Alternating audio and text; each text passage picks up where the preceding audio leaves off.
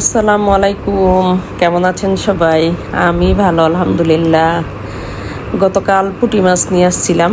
এটা একদম নতুন পানির পুঁটি মাছ। এগুলির মাঝখানে যেই পুঁটি মাছটা নতুন পানির থাকে ওটার মাঝখানে একটা লম্বা করে লাল দাগ থাকে। তো এই মাছগুলি ছিল মানে নতুন পানির। তো প্রত্যেকটা মাছের পেটেই ডিম ছিল, যদিও পুঁটি মাছের ডিম রাখা সম্ভব না। এই পুঁটি মাছের ডিম পেট পরিষ্কার করতে গেলে ডিমও পরিষ্কার হয়ে যায়, তাই আর ডিম রাখা সম্ভব হয় নাই। এটা ক্লিন হয়ে গেছে। নতুন পানির পুঁটি মাছ যেহেতু পেটে ডিম থাকে, তো ওই মাছগুলি খুবই নরম হয়। আর এই মাছগুলিকে আমি খুব বেশি নরম ছিল না, তো এগুলি খুব কড়া করে একদম ভেজে নিছি। এগুলি মানে একদম ধোয়া ওঠা এরকম করকরে করে ভেজে নিলাম।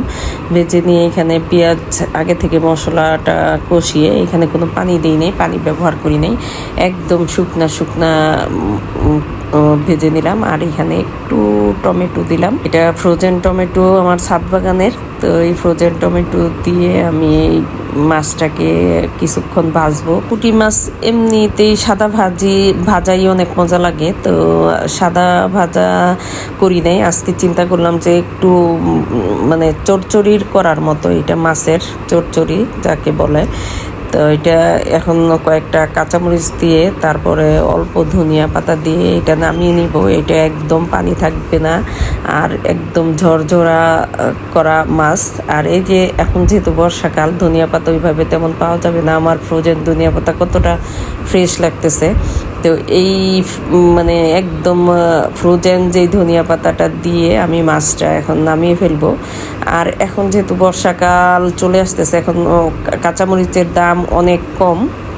যদি কেউ মানে সংরক্ষণ করতে চান, তাহলে এই বর্ষাকালের জন্য কাঁচামরিচ সংরক্ষণ করে রেখে দিতে পারবেন। আর এখানে আমার মাছটা প্রায় হয়েই গেছে। এটা এমনভাবে নাড়তেছে যেন মাছটা ভেঙে না যায়।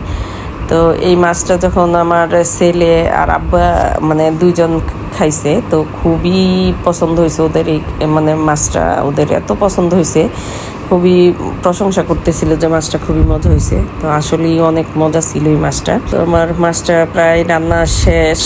এখন এই যে পেঁয়াজগুলো একটু ভাজা ভাজা হয়ে গেছে, একদম কাঁচা কাঁচা না। তো মাছ এখন এটা নামিয়ে ফেলবো।